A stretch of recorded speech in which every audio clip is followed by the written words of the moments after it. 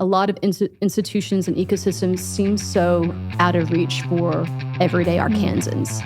And that too, that access, that's something that ultimately is deep in my core. Like, I want all Arkansans to have access. I want women in Arkansas to have access to things that already exist. Welcome back to another episode of the Startup Junkies podcast. My name is Victoria Dickerson, and I'm joined by my co-hosts, Jeff Amerine and Daniel Koonce. How are you guys? Great. Glad to be here. Doing well. Excited. Yeah, thanks for being here.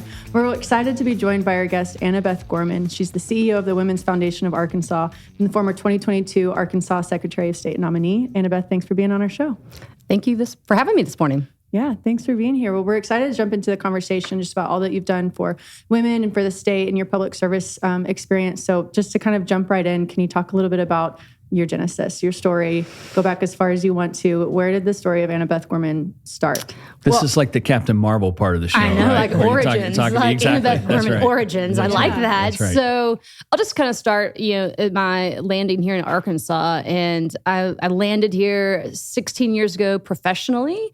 And at the time, I was working as a professional Girl Scout for the Girl Scouts of Arkansas. Love it. And I spent 8 years there working all over the state, actually. My title by the time that I left was Chief Membership Volunteer Program Officer. So, it had to do with our girl members, adult members, programs.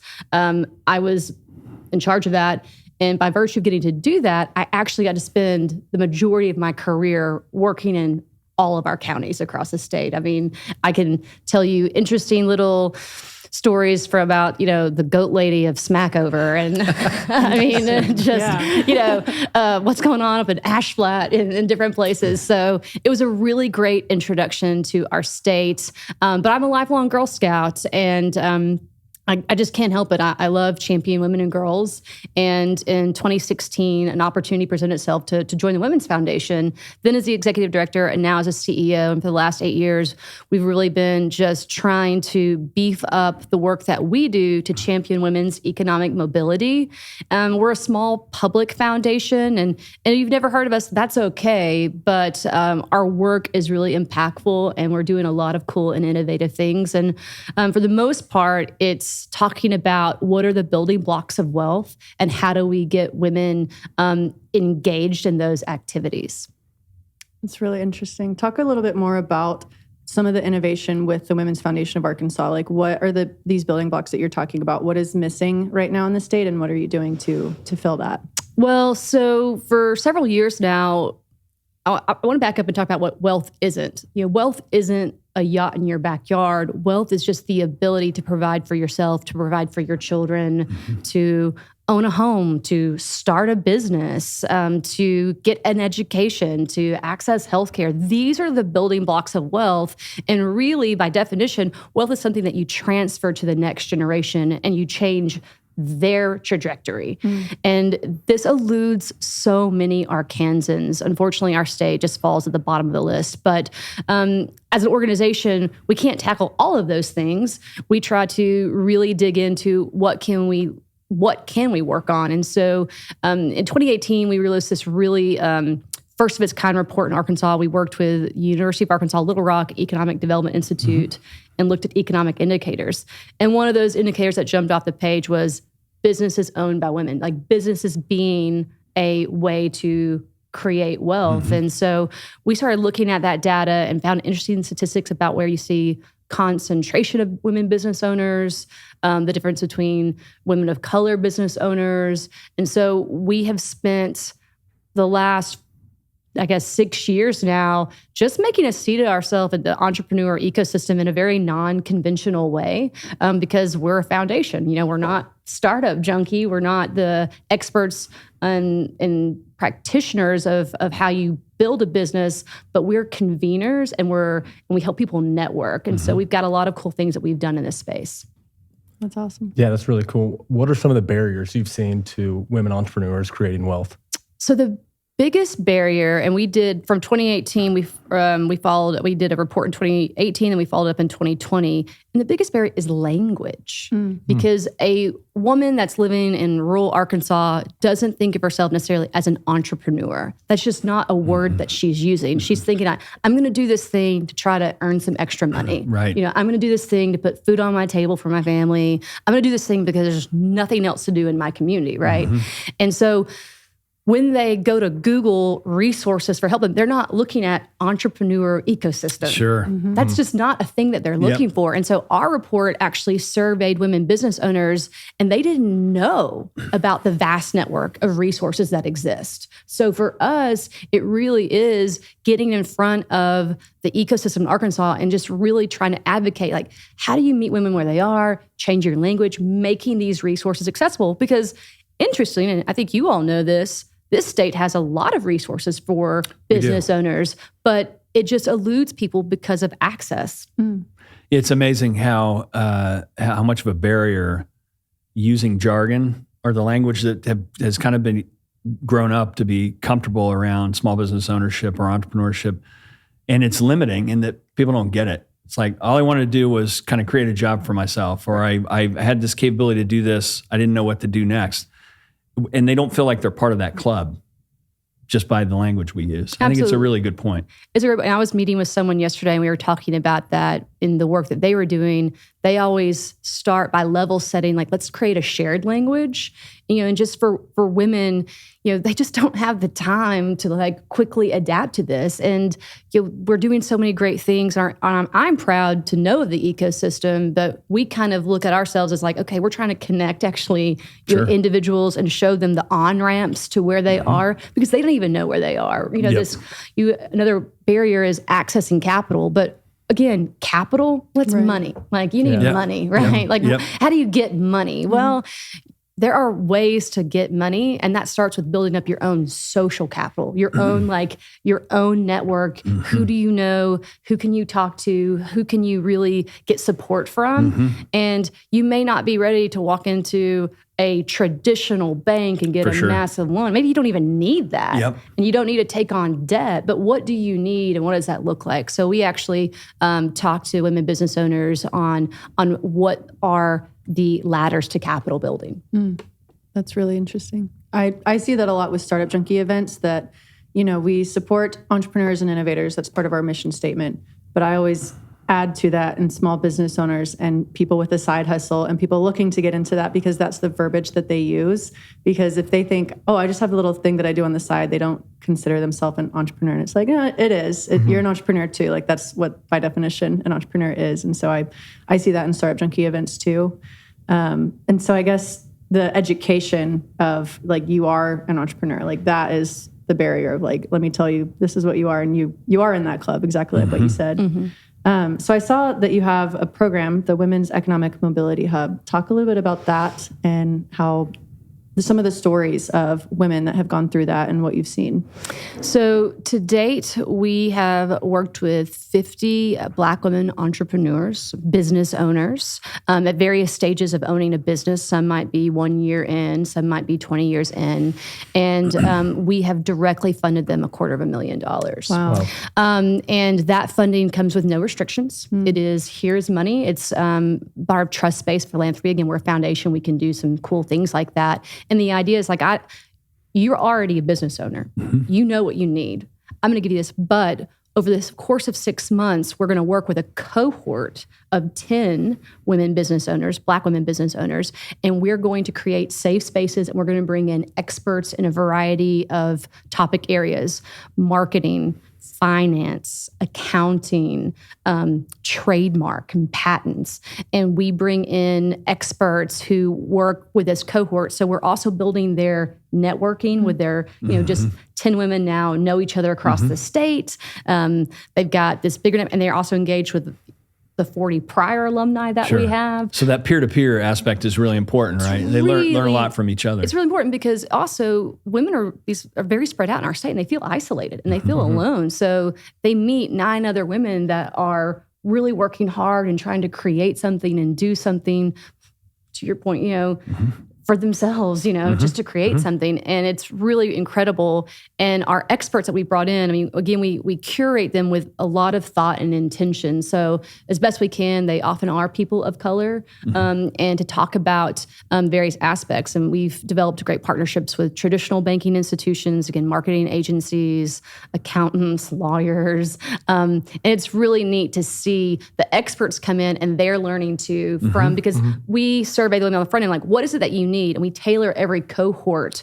And then we tell the experts on the front, like, these are the questions they have. Don't come in with your spiel. That's cool. Here are the questions that they're going to have. So please frame your remarks about that and give them that opportunity. Do you work with the CDFIs like Forge and Arkansas Capital and Bank Southern and all that whole group that's kind of a nonprofit on-ramp to bankability, if you will? Yeah, so part of the big finance piece is like these are the other resources available to you, and we're really trying to educate them. So again, we try to keep our finger on the pulse of what's happening with those institutions, and again, what products that they have. Sure. But what's really interesting over the years that we've been doing this, those institutions sometimes don't tell each other what products that they have. Right. So what's happening for women who tend to be already hesitant about walking into an institution.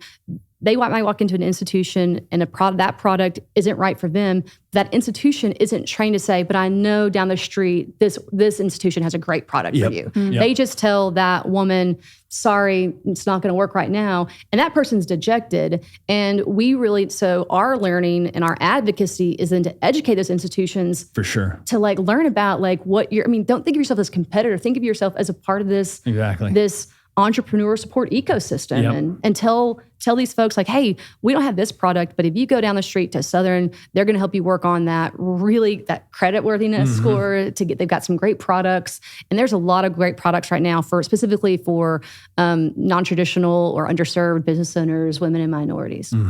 Yeah. And some of the banks have spun out separate divisions that are specifically focused on people that might not be traditionally bankable or have some credit challenges and whatnot. Eileen Jennings runs a group from Arvest that does some of that. The Kiva loan program that we do is all about that, right? It's 0% interest loans, and you have to have a little bit of skin in the game, and that you've got to get friends and family to participate in it. But that's largely been women and minorities that have taken advantage of that. Over $1 million in the past 5 years, I guess. Yeah. Probably approaching $1.5 million. But that sort of stuff is really good on-ramp to get them to the point that they're bankable. That's right. Absolutely. And that makes a lot of difference. It makes a lot of difference. If you can't raise the finance, a lot of times you can't do much other than what you can do through your own wits. It's tough. So you said 5 cohorts have been through. What has been, so I guess thinking about the women that went through the first cohort, where are they now, and what have you seen the impact of this program be? So we're just started the 5th. So the 5th will graduate this December. Cool. And it's really great. We've seen so many different kinds of businesses. In our first cohort, we've got some women that have gone on to participate in Goldman Sachs, like some of their programs. Women Achieve, the Venture Center is doing. It's really cool. We've seen a woman up here in Northwest Arkansas. She's got a beauty care line that's being sold at Ozark Natural Foods. And again, we've got attorneys up here. They're so diverse within like the types of business that they do. And it's really great. And it's great for us to see them go and participate in another program or scale up or redirect because what they've learned, in the process. But our alumni are really strong. We've actually added some of the alumni to our board. We've added some of the experts to our board because we're learning along the way. Again, the banking piece is something that we're continuing to learn about. But we're just really proud and continue to get more sophisticated in our evaluation metrics to see what we are doing. Is that turning into them growing again wealth, meaning are there businesses around? What's the growth look like in those companies? So we're doing a lot. Yeah, that's really cool. And it's really inspiring that it's not just be a part of our program for 3 months and then you're done and you're off on your own, but that it's a network and that it's lasting. And to know that some of the first round cohort, that they're still growing and doing their business or changing their idea if that's, what needed for business growth. But that's really cool because that is the longevity aspect. So it's really cool. Yeah, you do a lot, like obviously for women entrepreneurs. Is there anything you're doing for kind of a younger audience to say like, hey, this is an available option when you grow up. You can be an entrepreneur.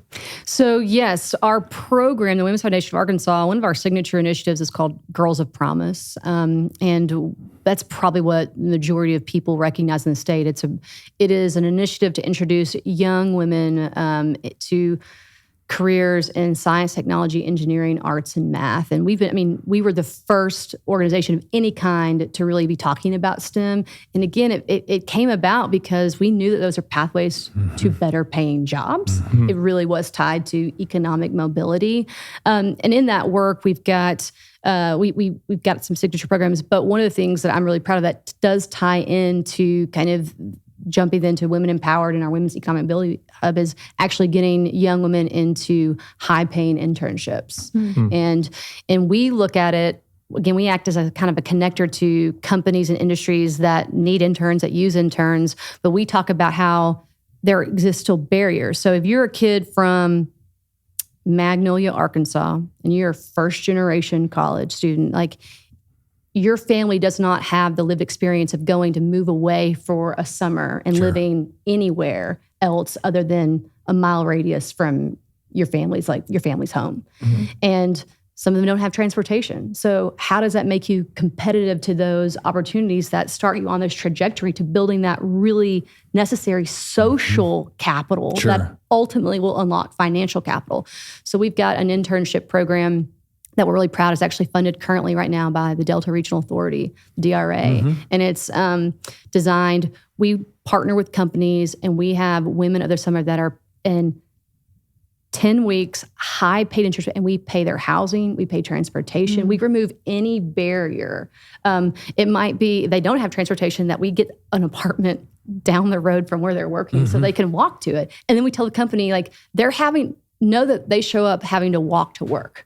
That might be different from the rest of your employee pool, but you need to appreciate their experience and what's happening, how challenging it is. We've had women that, we put up here in Northwest Arkansas and Central Arkansas that had never left their hometown. And it's just been really a neat program to see. But again, it's that next step of building that social capital, building this networking piece, which is so critical later to when you want to do something different, when you want to start a career, when you want to start a business, like, you need that piece. Absolutely. Yeah. The Girls of Promise program that you mentioned, I'd heard a stat some years back that said that a lot of times young women will self-select out of STEM-related fields in 5th, 6th, 7th grade. Is that still the case? Is that where you try to It is still the catch 'em? case. And our program is the 8th grade, but we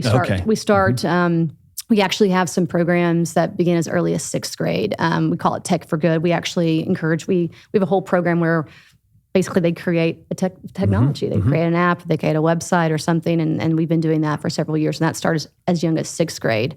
But we are trying to meet girls in 7th and 8th grade and show them the vast menu of opportunities that exist in Arkansas. For sure. And how cool these jobs are. And we actually bring the companies in, we bring the individuals that work in those companies, and there's it's a full day program. And again, we're able to do something kind of on a much higher scale than a lot of other organizations. And we bring in really great speakers, and that program has been presented by the entire initiative Axiom for several years. Make it seem more real if they can job shadow and kind of see people that are like them doing those jobs. Absolutely. Yeah. And so encouraging at that critical age where it's like, okay, I'm about to pick my next courses. I like this thing, but I don't, are other people going to be doing it? That's really cool. I'm going to go ahead and ask it. We normally ask this at the end, but I'm going to go ahead and ask it now. How can somebody get involved with one of these programs? Or, it's statewide. So how is it virtual, or how does somebody get involved with one of these? The best way to get involved is really to pay attention to what we're putting out on our social media. Go to our website, Women's Foundation, Arkansas.org. We're on all the social media platforms. We're on Instagram, we're on Facebook, we're on LinkedIn, but we're doing a lot. You can find opportunities to engage. We really have a lot of episodic volunteer opportunities within Girls of Promise. Again, if you're an expert in entrepreneurship and you're interested in helping support our Women's Economic Mobility Hub, we're always looking to add to our roster of experts, and just having a list available. So when we are designing those sessions and we're calling on people, we're always in need of that as well too. That's really cool. Our listener base is not quite the Girls of Promise age, but they might be parents or know people that are that right. And we age. need So help. Like spread the word. when that goes live, we are always promoting our internship or promoting the next application for our cohort. So it's important to like just share when we're posting things that are available. And as a foundation, we still do traditional grant making. So there's opportunities for us we support nonprofits, we support schools, we do a lot of different things with the limited funding that we have. That's really cool. Very good. I want to kind of backtrack and ask a little bit more about you and your history. We talked before we started recording about Girl Scouts. You said that you're Scouts for 16 years, I think, or longer. Professional. I'm a Scouts. lifetime Girl Lifetime. Scout. It is forever. Sorry. It is forever. I literally It's like being a Marine, right? You're never really done. No, I'm married to a Marine. So Oh, well, there you go. I am married to You a totally Marine. understand. You never say former Marine. That's right. Ever. That's right. And Everything. so, yes, I am a Girl Scout. Very proud. Yeah. I had a long career as a professional Girl Scout, but I was grew up as a Girl Scout, and it's not silly. It's my moral compass. It's about making the world a better place. And, my world is the state of Arkansas. This is where my family is. I want it to be the best version of itself.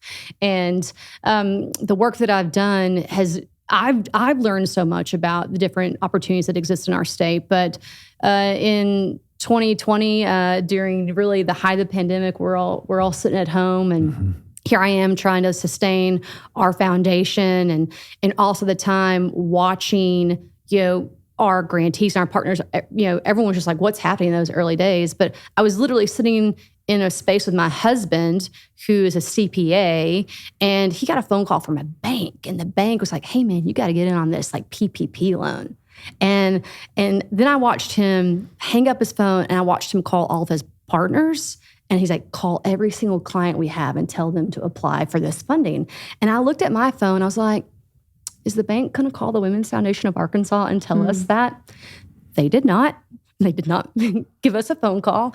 And it just like hit me. I'm like, oh my gosh, like this is happening in real time. Like small businesses are missing out on this opportunity because we don't have this social like collateral to be on the radar. Nothing against banks. I mean, I love banks. Yeah. So it was one of those situations where it was happening in real time. And I started calling our larger nonprofit foundation partners. I'm like, I know you've got grantees. Like you need to start calling all of your grantees. At the time, again, being plugged into the entrepreneur ecosystem, and there were a lot of folks that were doing things for women and minorities. I was like, we need to change the language right now and start talking to women and small business owners about their availability to participate in this. And the thing that I got really frustrated about was like, do you know like who has like a roster of all the small businesses in the state of Arkansas? It's the Secretary of State's office. And I was like, our state could have done so much more to support our small business economy. And it was just like, I love the work that I do, but I saw a problem and I felt like this is an area where our state could do more. So in 20, I announced I'm going to run for Secretary of State. No political running experience, like didn't start, local. I'm like, go big or go home. Yep. Let's just do this. But I wanted to call out an office that I felt like this is really the center of the hub for where you start a business in Arkansas, and it should be doing more. And that was like my big motivation, was just to call out what I saw was a big problem. And I was really proud of that campaign and that run, because I made it about like the actual, what the office should be doing and what I felt like it wasn't doing. And it was fun to see is the more that I would say, like I would see the office like change some things. I would see them change their language on their website. I'm like, that's right. Holding you accountable. That's really cool.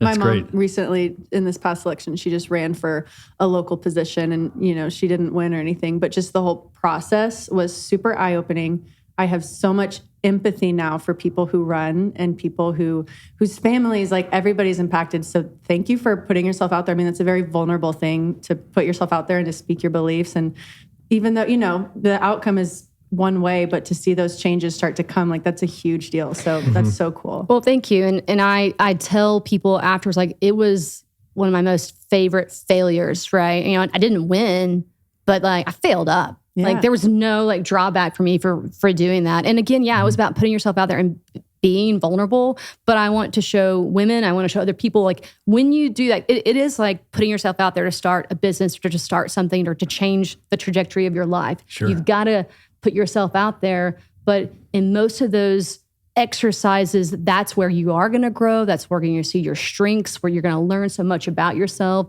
I love that failure. Loved it. Yeah, just kind of taking risks. What did you learn?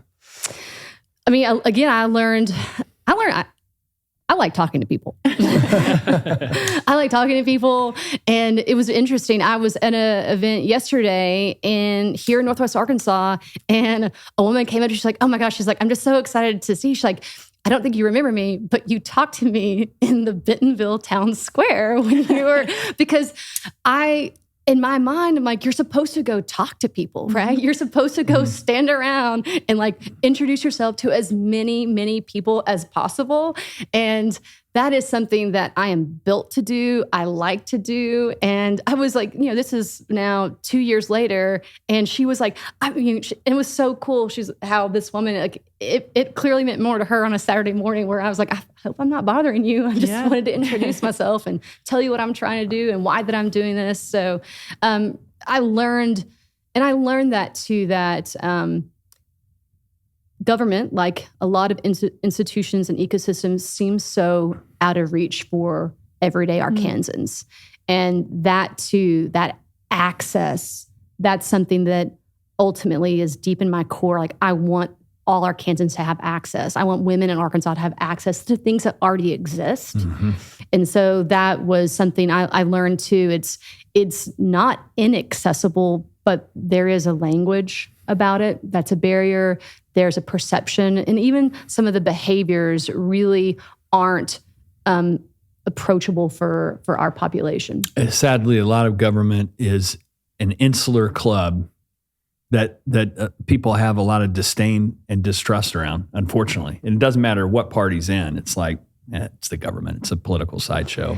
What good are they going to do? I know. And I was, I'm proud of my campaign too, because I whenever I would go to an event, I would talk to the candidates on both sides. I would go introduce myself to their families. Sure. I would walk around and I literally saw people like, well, why would you go talk to that group? They're clearly not on our team. I'm like, well, but if they're not on our team, shouldn't I go talk to them and tell them about who I am and what I'm doing, right? And I just learned a lot about that. I mean, like, why are we continuing to insulate ourselves? Why are we not trying to to reach out and talk to people? Arkansas is such a small community, right? So it was fun. I go to every festival you can think of, and I'd go talk to someone, and often they'd be like, "Oh yeah, my cousin is your opponent." I'm like, "Well, that's great. I think he's a nice guy. Like, I just want him to do a better job." So, what are you running for next? I don't know. Like I'm right now. You've got the bug. I can tell. You're going to run for something else. Right now, I'm running for women in Arkansas. Perfect. I am running for women in our state to have a better economic future. I don't want women to get left behind in economic development. And I'm so proud of the Women's Foundation of Arkansas that we are that voice. We are that partner. We will work with anyone and any organization to think about how can we be creative in helping. And unfortunately, I do see a rollback on programs and initiatives designed to help women, and we shouldn't be fearful of including women. You help a woman, you help her children, you help her community, you change our state. So, that is my focus. Yeah, obviously you've been very influential and impactful the last 8 years with the Women's Foundation. What does the next 8 years look like for you in the foundation? I would love the foundation to be a name brand recognition as again, just much as a Startup Junkie here in Northwest Arkansas for innovation and startups. I want the Women's Foundation to really be a household name as a practitioner of economic development. And I know we're getting there too. Yeah, it's exciting. It's exciting. Well, one more time for our listeners, how can they get involved? More about you, more about the Women's Foundation of Arkansas. How can they find you? Again, head to our website, the Women's Foundation of Arkansas and also social media platforms. We're there on Instagram, Facebook. You can Google us, and you're gonna see a lot of articles. We got a great statewide board of people from around the state doing some incredible things. Really proud of the members of our board, proud of our staff team. So when you start digging into it, you're gonna be like, wow, they're doing a lot of neat stuff. Keep doing what you do and calling us if we can help. Absolutely. Thank you so much. Absolutely. It's great having you on today. Great. It's great to be with all of you. Thanks, Anna Beth. Thank you. Ecosystem builders, entrepreneurs, chambers of commerce, mayors, if you're interested in taking your economic future into your own hands, we've got a book that can help you. Creating Startup Junkies, Building Sustainable Venture Ecosystems in Unexpected Places is the guide. It's a little bit inspiration. It's a little bit toolkit. What it will allow you to do is take your economic future into your own hands and build a sustainable small business, innovation, and entrepreneurial ecosystem in your backyard. If you'd like to hear more, check out creatingstartupjunkies.com. The Startup Junkie podcast reaches over 100 countries and has had over 100,000 downloads. If you're interested in reaching some of the most motivated and engaged innovators and entrepreneurs on a worldwide basis, give us a shout.